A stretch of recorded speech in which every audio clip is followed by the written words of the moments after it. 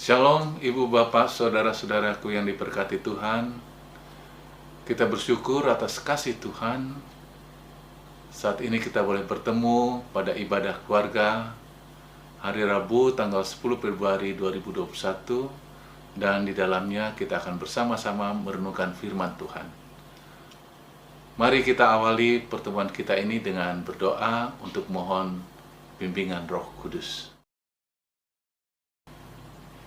Ya Bapa yang Maha Pengasih, dengan kerendahan hati, segala hormat dan puji syukur kami panjatkan kehadirat-Mu atas penyertaan serta pemeliharaan Tuhan yang tidak pernah terputuskan dalam kehidupan kami ini.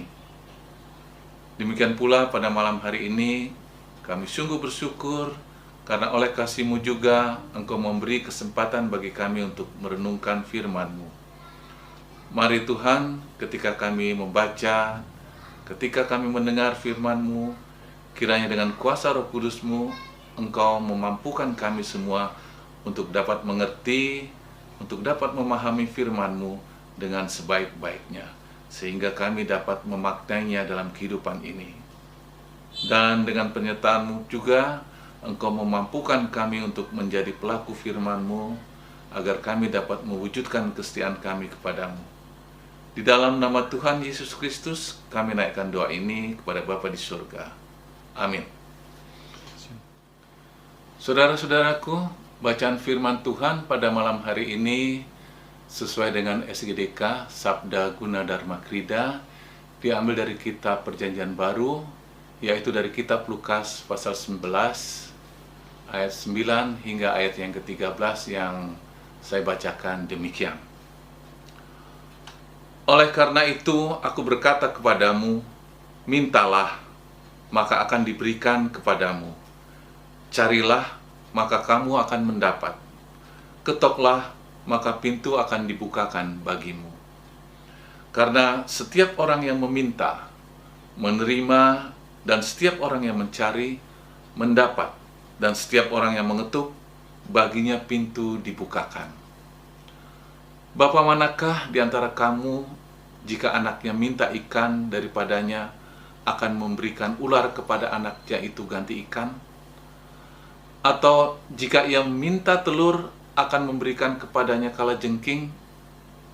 Jadi, jika kamu yang jahat tahu memberi pemberian yang baik kepada anak-anakmu, apalagi Bapamu di surga, Ia akan memberikan Roh Kudus kepada mereka yang meminta kepadanya. Demikianlah firman Tuhan. Berbahagialah kita semua yang mau mendengar serta mau melakukannya dalam kehidupan beriman. Terpujilah Yesus Kristus Tuhan kita. Haleluya. Saudara-saudaraku, ketika kita mendengar kata berdoa, pasti tidak asing lagi bagi kita. Karena apa? Karena setiap orang pasti pernah melakukannya. Saya yakin juga bahwa kegiatan berdoa sudah menjadi hal yang senantiasa dilakukan oleh ibu bapak beserta keluarga semua. Karena sudah merupakan bagian dari kegiatan beriman kita. Sejak bangun pagi hari setelah kita beristirahat, kita lakukan yang namanya berdoa itu. Demikian juga dengan kegiatan-kegiatan yang lain, selalu kita awali dengan berdoa. Sampai pada malam hari pun, menjelang kita beristirahat malam, kita pun juga melakukan hal yang sama, yaitu berdoa. Artinya, berdoa itu sudah menjadi bagian kehidupan kita sehari-hari. Sudah menjadi kegiatan yang rutin. Namun kita harus pahami, jangan sampai terjadi karena kerutinitasannya kita kehilangan makna dari doa itu sendiri. Oleh karena itulah, saudara-saudaraku, kita sepatutnya memahami dengan benar apa itu doa. Apa arti berdoa itu? Mengapa kita harus berdoa? Kalau kita mencari arti doa pada Kamus Besar Bahasa Indonesia, di sana disebutkan bahwa arti kata doa itu adalah permohonan, pengharapan, atau permintaan kepada Tuhan. Dari sumber lain, ada pula yang mengatakan bahwa doa itu merupakan sarana untuk berkomunikasi dengan Tuhan, sarana untuk berbicara dengan Tuhan. Sehingga ketika kita berdoa, dapat menyampaikan bukan saja permintaan, bukan saja permohonan, tetapi juga untuk menyampaikan hal-hal lain sebagai ungkapan isi hati kita. Misalnya membuat pengakuan dosa, atau juga menaikkan sembah dan pujian, bahkan merupakan sarana untuk berterima kasih, untuk menyatakan syukur kita kepada Sang Pencipta atas apa yang sudah dianugerahkannya. Nah, bagaimana dengan doa menurut Alkitab? Alkitab mengajarkan kepada kita bukan saja agar umat Tuhan senantiasa bertekun dalam doa, tetapi juga memerintahkan supaya melakukannya dalam Roh Kudus. Kita bisa lihat perintah itu dalam kitab Efesus 6 ayat 18. Di sana tertulis, berdoalah setiap waktu di dalam Roh. Ibu, bapak, saudaraku, firman Tuhan yang sudah kita dengarkan bersama tadi juga menyampaikan bagian pengajaran Tuhan Yesus tentang hal berdoa. Di awal perikop, bacaan ini menjelaskan kepada kita bahwa doa juga merupakan ritual rutin yang dilakukan Yesus secara pribadi.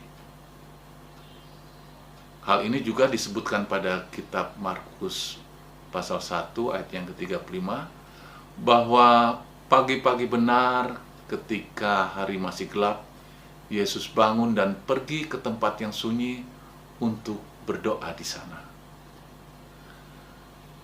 Kedisiplinan Yesus dalam melakukan kegiatan berdoa itu membuat murid-muridnya tertarik untuk belajar bagaimana hidup di dalam keakraban bersama Tuhan melalui doa. Dan tertulis pula bahwa salah seorang dari mereka meminta agar diajarkan tentang hal berdoa. Nah, sekarang mari kita perhatikan kembali apa yang tertulis pada ayat 9 bacaan kita tadi. Saya bacakan kembali. Oleh karena itu, aku berkata kepadamu, mintalah, maka akan diberikan kepadamu. Carilah, maka kamu akan mendapat. Ketoklah, maka pintu akan dibukakan bagimu. Apa yang dinyatakan pada ayat 9 dan juga ditegaskan pada ayat 10 mau menjelaskan di sana bahwa Tuhan Yesus begitu memperhatikan umatnya. Yesus mengajarkan untuk melakukan permintaan kepada Tuhan dengan cara melalui doa. Dia memberi pengertian bahwa ketika kita meminta, mencari, ataupun ketika kita mengetuk, ada kepastian terhadap apa yang kita lakukan tersebut untuk mendapatkan hasilnya. Tuhan memberi kesempatan dan juga memberi pengharapan bagi mereka yang mau mengandalkan Dia. Hal ini berarti ketika kita berpengharapan kepadanya, ada pengharapan bagi mereka yang mau mengandalkan Dia. Artinya, ketika kita berpengharapan kepadanya, ada kepastian untuk mendapatkan jawaban atas pengharapan tersebut. Hal ini menunjukkan betapa Tuhan peduli dan begitu besar kasih Tuhan kepada orang yang mau mencari dan mau berpengharapan kepada Yesus. Dan pada ayat-ayat berikutnya, yaitu ayat 11 hingga ayat 13, di sana menjelaskan bahwa Allah yang penuh belas kasih itu sangat-sangat mengetahui apa yang terbaik bagi kehidupan umatnya. Tuhan tidak akan pernah salah dalam menjawab doa-doa mereka yang mencari kehendak Tuhan. Coba kita perhatikan apa yang dinyatakan. Bila seorang ayah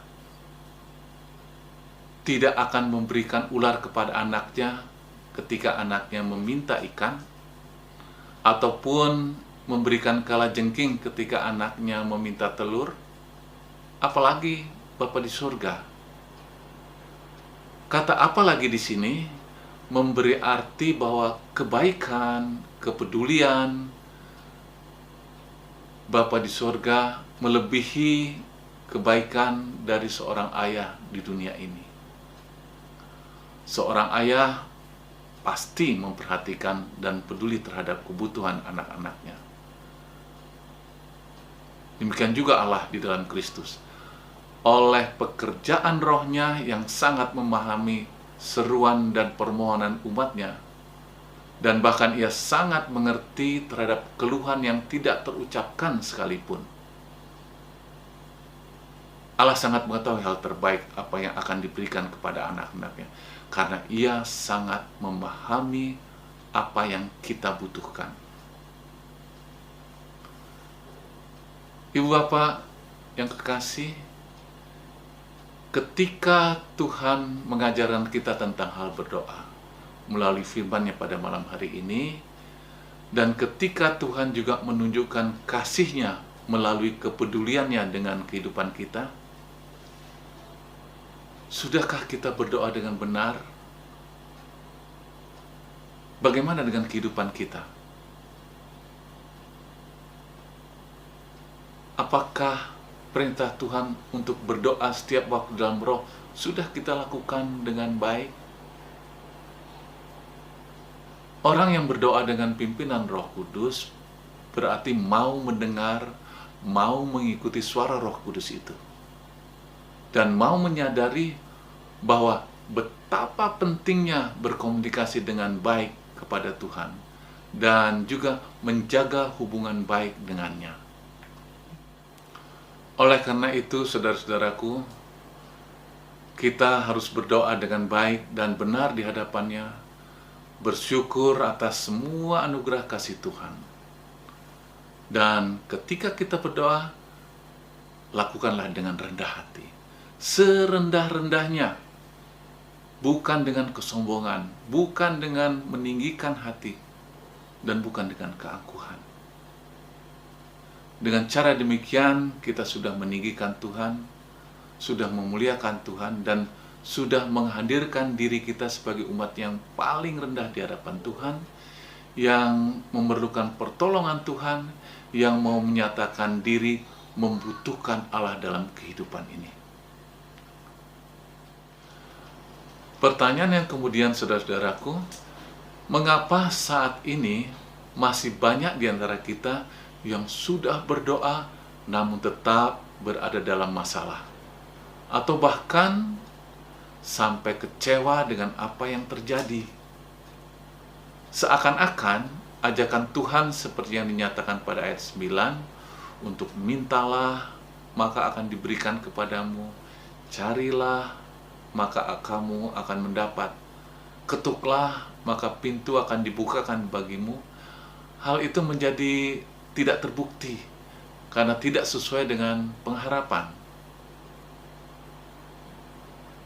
Mengapa demikian? Terkadang kita tidak memahami akan esensi dari berdoa itu sendiri. Tidak jarang atau tanpa disadari kita berdoa dengan egois. Kita perintahkan Tuhan untuk memenuhi segala daftar keinginan kita. Keinginan-keinginan yang terkadang bukan merupakan kebutuhan kita. Kita mau Tuhan segera menjawab permohonan kita. Yang kita inginkan adalah pengharapan kita segera dijawab oleh Tuhan. Dijawab secara instan. Kita sering atau tidak jarang lupa untuk memahami bahwa yang mempunyai kuasa sebenarnya adalah Tuhan.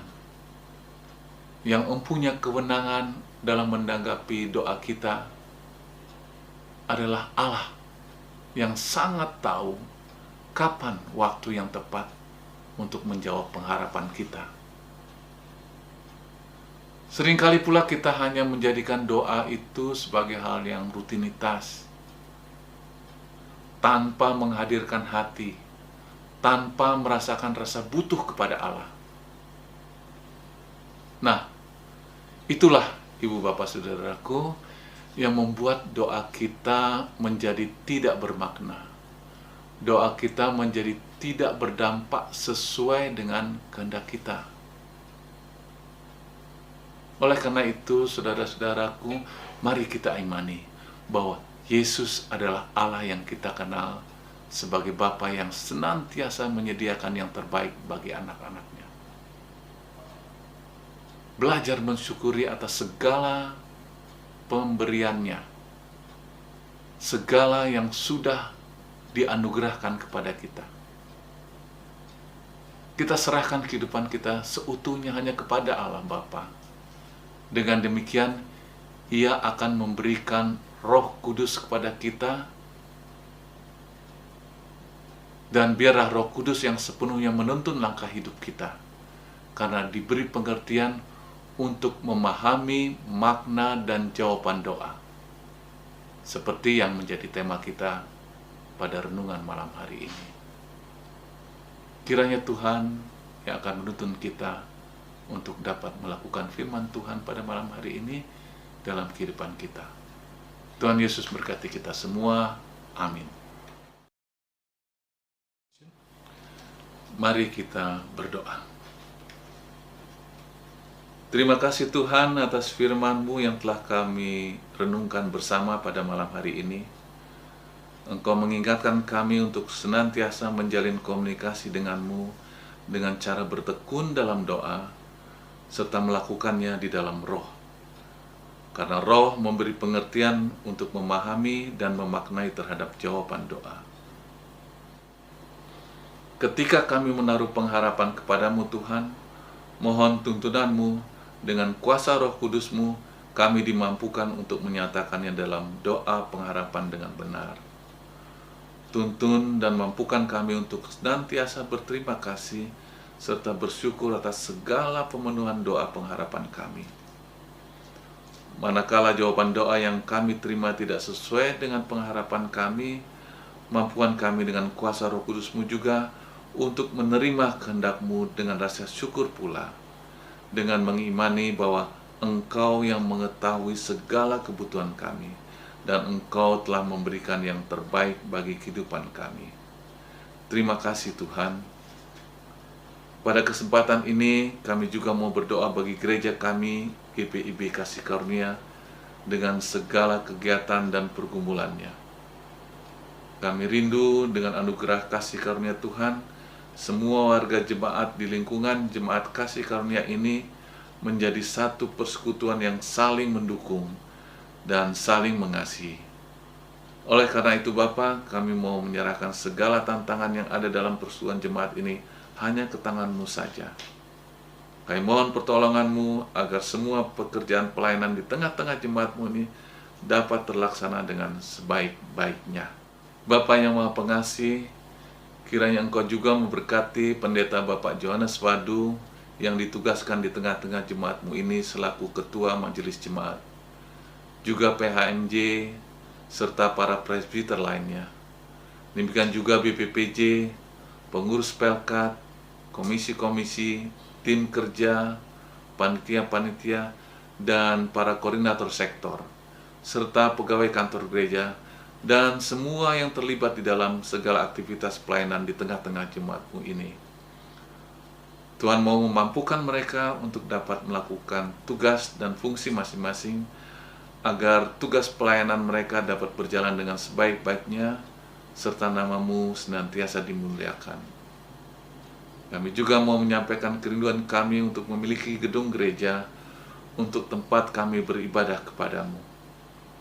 Tuhan, oleh kasih-Mu, Engkau sudah membuka jalan bagi kami dalam proses pemilikan lahan gereja. Biarlah dengan penyertaan dan pertolongan-Mu juga, proses pengadaan lahan tersebut boleh berjalan dengan lancar, dan oleh kuasa-Mu, Engkau berkenan pula membuka jalan untuk pembangunan gedung gereja di lahan tersebut pada saatnya kelak. Kami imani tiada yang mustahil di hadapan-Mu Bapa. Oleh karena itu kami berserah sepenuhnya kepada-Mu saja. Terima kasih Tuhan. Bapa di surga, kami berdoa juga untuk jemaat yang saat ini di dalam kelemahan tubuh karena sakit yang mereka alami. Kami mohon pertolongan-Mu dengan kuasa-Mu, kiranya Engkau mau menjamah, Engkau mau menyembuhkan mereka. Berkati segala upaya yang dilakukan, demikian juga obat-obatan, makanan, dan minuman yang diasup mereka, agar semua itu menjadi sarana bagi kesembuhan bagi mereka. Terima kasih Tuhan.